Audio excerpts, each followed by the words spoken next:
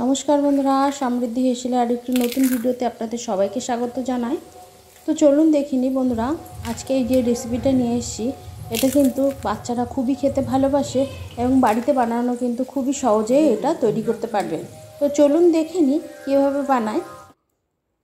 এই রেসিপিটা বানানোর জন্য এখানে আমি একটু বড় সাইজের 4টে আলু নিয়ে নিয়েছি। আলুগুলো একটু বড় সাইজ হলে কিন্তু বন্ধুরা পটেটো চিপসগুলো কিন্তু বন্ধুরা তাহলে বড় বড়ই হবে আর দেখতেও সুন্দর হবে। এই জন্যই আমি প্রথমে আলুগুলোকে খুব ভালো করে খোসা ছাড়িয়ে নেব, যেন একটুও খোসা না থাকে।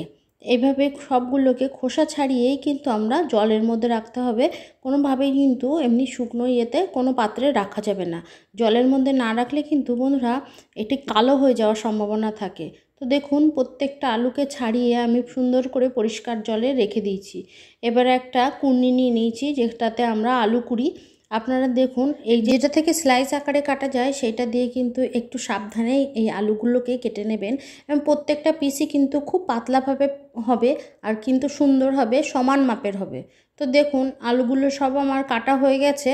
তো এগুলোতে দেখুন কেমন জল আছে। এই জলটা সম্পূর্ণ ধুয়ে দেখুন একেবারে যেন আলু বোঝা যায়, একেবারে আলুর জল যেন একেবারে চকচকে থাকে, সেভাবে আলুগুলোকে আমি ধুয়ে নিয়েছি।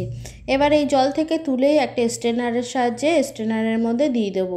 যেহেতু জল আছে সেহেতু জলগুলো যেন খুব ভালোভাবে ঝরে যায়, সেই জন্য স্ট্রেনারের মধ্যে আমি দিয়ে দিলাম। এবার 10 থেকে 15 মিনিট স্ট্রেনারের মধ্যে থাকার পরে এর যে জল ছিল সেটা অনেকটাই পড়ে গেছে। এবার কিন্তু আমরা আপনারা চাইলে টাওয়াল কিংবা সুতির কোনো কাপড়ের পরে এগুলোকে একটা একটা করে পাতিয়ে দিতে হবে। দিয়ে ওপর থেকে ফ্যান ছেড়ে দিলে কিন্তু এগুলোর জল পুরো শুকিয়ে যাবে। জল যদি না শুকায় তাহলে বন্ধুরা কিন্তু খুব ভালো এটা পটেটো চিপসটা তৈরি হবে না। তো দেখুন, প্রত্যেকটা আমি এক একটা করে ফাঁকা করে করে দিয়ে দিচ্ছি একটা একটা করে। এবার প্রত্যেকটা যেন একটা আরেকটার গায়ে লেগে না থাকে। এবং সুতির কাপড়ে দিলে কি হয়, যে জলটা থাকে সেই জলটা কিন্তু টেনে নেয়। আর ওপর থেকে ফ্যানটাও ছেড়ে দিতে হবে। তো দেখুন, প্রত্যেকটা আলু চিপস এভাবেই আমি শুকিয়ে নিয়েছি। এটা কোনোভাবেই রৌদ্রে দেওয়া যাবে না, রৌদ্রে দিলেই কিন্তু কালো হয়ে যাবে। এবার একটা কড়াইতে আমি তেল দিয়ে দেবো। কড়া বসিয়ে কড়াইতে পরিমাণ মতো তেল দিয়ে দেবো। দিয়ে তেলটা গরম হলে প্রথমে একটা আগে দিয়ে দেখবো। দেখুন, এটা দেওয়ার সঙ্গে সঙ্গে কিন্তু বুদবুদ আরম্ভ হয়ে গেছে এবং এটা ভাজার পরপরই যেন উপরে উঠে আসছে। তাহলে বুঝতে হবে যে আমাদের তেলটা হয়ে গেছে এবং ভাজার জন্য ঠিকঠাকই আছে। এবার কিন্তু পরিমাণ মতো আপনারা এখানে আলুগুলো ছেড়ে দেবেন। এই আলু ভাজার সময় অবশ্যই কিন্তু খেয়াল রাখতে হবে যে আলুটা কতটা পরিমাণে বুদবুদ ছাড়ছে। যখনই দেখবেন যে বুদবুদ ছাড়া বন্ধ হয়ে গেছে তখনই কিন্তু আলুগুলো স্থির হয়ে থাকবে। দেখুন, প্রথমে অতিরিক্ত বুদবুদ ছাড়ছিল, তারপরে আস্তে আস্তে ভাজার পরে এর কিন্তু কমে গেছে। যখন একেবারে বুদবুদ ছাড়া কমে যাবে তখন কিন্তু এই ভাজাটা হয়ে যাবে। দেখুন, এইভাবেই কিন্তু খুব ভালো করে এগুলোকে ভেজে নিতে হবে। এপিট ওপিট করে উল্টে পাল্টে খুব ভালো করে ভেজে নিতে হবে। এখন দেখুন, বুদবুদের পরিমাণ কিন্তু অনেকটাই কমে গেছে, সেহেতু কিন্তু আমাদের এই পটেটো চিপসটা ভাজা কিন্তু হয়ে গেছে। এবার এটাকে তুলে নিতে হবে। আরও যতগুলো আছে সেগুলো আমি ভেজে নেব। তার মধ্যে আমরা একটা মশলা তৈরি করব।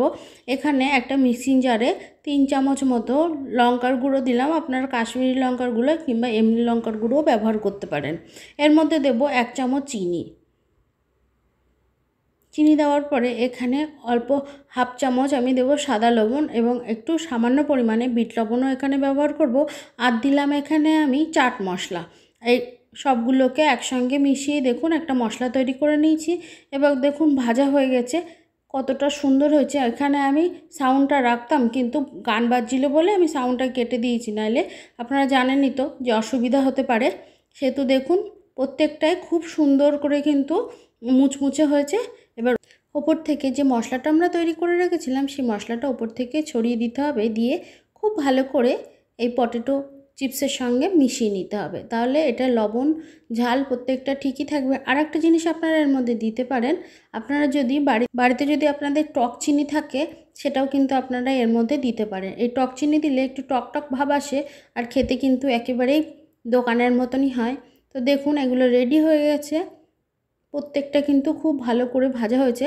তো আমার এই ভিডিওটা যদি আপনাদের ভালো লেগে থাকে তাহলে অবশ্যই লাইক শেয়ার ও কমেন্ট করতে ভুলবেন না। আপনি যদি আমার চ্যানেলে নতুন বন্ধু হয়ে থাকেন অবশ্যই চ্যানেলটিকে সাবস্ক্রাইব করে আমার পাশে থাকবেন। ও পাশে থাকা বেল বাটনে অল নোটিফিকেশানটা অন করে দেবেন। তাহলে আমি যখন নতুন ভিডিও দেব সবার আগে পৌঁছে যাবে আপনার কাছে, আপনি আপনার সময় মতো দেখে নিতে পারবেন। তো আজকের মতো বিদায় নিচ্ছি বন্ধুরা, দেখা হবে অন্য কোনো নতুন কোনো রেসিপির সঙ্গে।